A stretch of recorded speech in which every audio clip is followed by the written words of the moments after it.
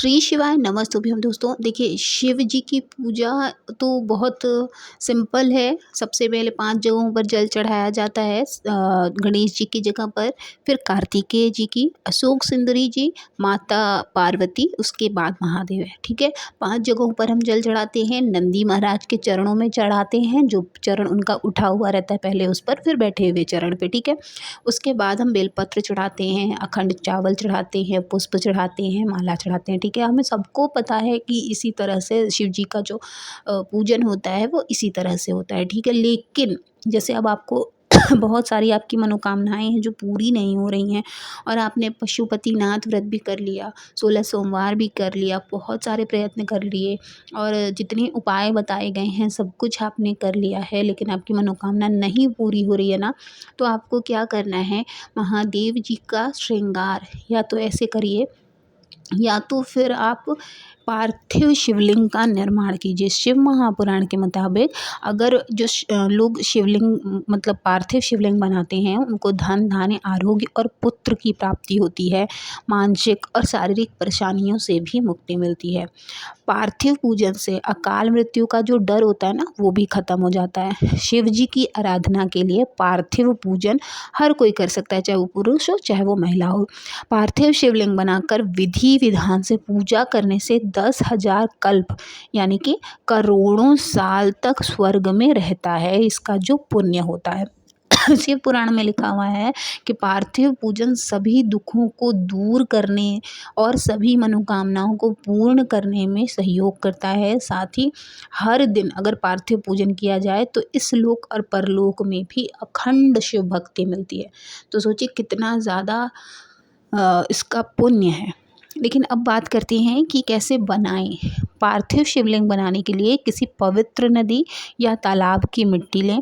उस मिट्टी को फूल, चंदन और अन्य पूजन सामग्री से में उसमें मिला लें। मिट्टी में दूध मिलाकर उसको मिक्स करें। शिव मंत्र बोलते हुए उस मिट्टी से शिवलिंग बनाने की क्रिया शुरू करें। लेकिन जब आप इसको बनाएं तो आपका जो फेस है वो पूर्व दिशा की ओर या उत्तर दिशा की ओर होना चाहिए।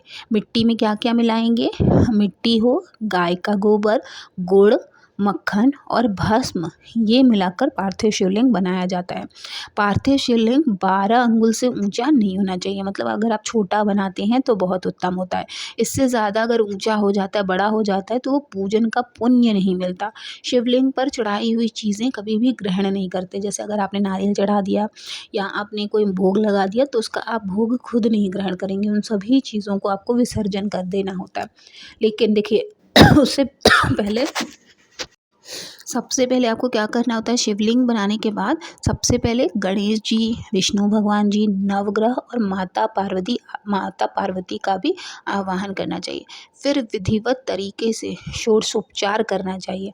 पार्थिव शिवलिंग बनाने के बाद उसे परम ब्रह्म मानकर पूजा और ध्यान करें। पार्थिव शिवलिंग समस्त मनोकामनाओं की पूर्ति के लिए ही हम बनाते हैं। तो सपरिवार पार्थिव जो है शिवलिंग को बनाकर अगर उसकी हम विधि विधान से पूजा करते हैं, साथ में अगर पूरा परिवार भी बैठता है, तो परिवार में सुख समृद्धि भी आती है। पार्थिव शिवलिंग का भी देखिए नियम है। अगर आपको धन की प्राप्ति करनी है, धन चाहते हैं आप, तो मनुष्य को 500 पार्थिव शिवलिंगों का निर्माण करना चाहिए और तब उसका पूजन करना चाहिए। पुत्र या उत्तम संतान प्राप्ति के लिए 1,500 पार्थिव शिवलिंगों का मतलब आप निर्माण करिए और फिर उसकी पूजा करिए।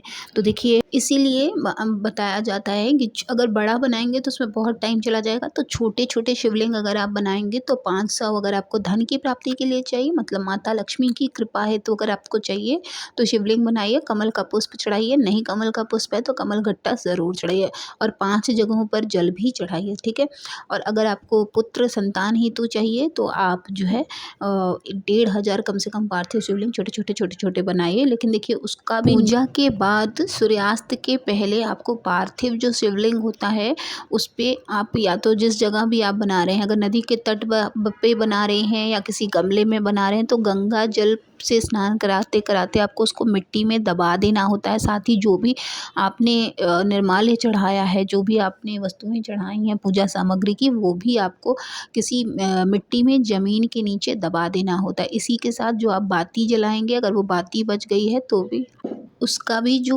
बाती का जो रेशा बच जाता है, जो वो उन बाती जलने के बाद जो उसका शेष बच जाता है, या अगर पूरी बाती नहीं जली है, बाती पूरी बची हुई है, घी खत्म हो गया है, तो उन सब चीज़ को आपको इकट्ठा कर लेना है और किसी पूज्य जगह पर ही जलाना है। या तो अपने घर के गमलों में आप दबा दें, या अगर आप गाँव से जुड़े हैं ना, तो अपने खेत में की मिट्टी में अगर आप इसको जमा दबा देते हैं, तो इस पे आपको भगवान का आशीर्वाद मिलता है, क्योंकि इसमें भगवान की भक्ति जुड़ जाती है। और जिस भी ज़मीन के नीचे आप इसको चाहे अपने प्लॉट के लिया हो वहाँ पर, चाहे आपका घर हो, वहाँ की मिट्टी में अगर आप इसको मतलब अंदर दबा देते हैं, तो घर में सुख समृद्धि बनी रहती है, साथ ही भगवान की कृपा भी बरसती रहती है। तो कभी भी दीप में से अगर बाती बचती है तो उसको इधर उधर फेंके नहीं, ना ही तो कूड़े में फेंके, ना ही तो इधर उधर फेंके, पानी में भी ना बहाएं। प्रयास यही करें कि किसी पवित्र जगह पर आप इसको दबा दें, या तो फिर अपने घर में, प्लाट में, या गाँव की ज़मीन हो, खेत हो, वहाँ पर इसको दबा दें। और अगर कोई जगह नहीं है तो आप इसको अपने घर के गमलों में भी दबा सकते हैं, ठीक है। अब जैसे मेरे पास मिट्टी नहीं थी, क्योंकि इसमें देखिए मिट्टी भी अच्छी होनी चाहिए, साथ ही मिट्टी जो है वो पवित्र नदी की होनी चाहिए, तो मेरे पास इस समय नहीं थी। तो मैं क्या करती हूँ, मैं हर बार ऐसे ही श्रृंगार कर लेती हूँ। मेरे पास शिवलिंग जो है उसी का मैं इस तरह से श्रृंगार कर लेती हूँ हर बार अलग अलग। जैसे प्रदोष आया तो भी, शिवरात्रि आई तो भी, तो मेरा प्रयास यही होता है कि शिव जी का मैं श्रृंगार हमेशा इसी तरह से करती रहूँ, ताकि मेरे जीवन में अगर कोई कठिनाई आती है तो उससे लड़ने का ताकत मुझे महादेव से मिलता रहे। साथ ही महादेव की जो कृपा है वो मेरे ऊपर हमेशा बनी रहे। तो आई होप आपके लिए वीडियो यूज़फुल रहा होगा। देखिए, शिव श्रृंगार आप प्रतिदिन करें, शिव आपको हरि चरण में स्थान भी दिलाएंगे। शिव की भक्ति में ही आपको सारे उपाय भी मिलेंगे जो आपके कष्टों को दूर करेंगे। साथ ही आपका जो जीवन है जिसमें आपको हर समय क्योंकि हम संसारी जीवन जी रहे हैं, हमें भौतिक सुखों की भी ज़रूरत है, तो उन सुखों की भी हमें प्राप्ति होती रहे, ऐसी कृपा महादेव हमारे ऊपर हमेशा बनाते रहते हैं। तो उनकी कृपा के लिए उनका श्रृंगार ज़रूर करें। तो आई होप आपके लिए वीडियो यूज़फुल होगा। वीडियो अच्छी लगे तो चैनल को सब्सक्राइब करें, साथ ही वीडियो को लाइक और शेयर करना ना भूलें, ताकि हम आपके लिए इसी तरह की वीडियोज़ लेकर आते रहें। मिलते हैं नेक्स्ट वीडियो में, तब तक के लिए ओम नमः शिवाय, जय माता दी।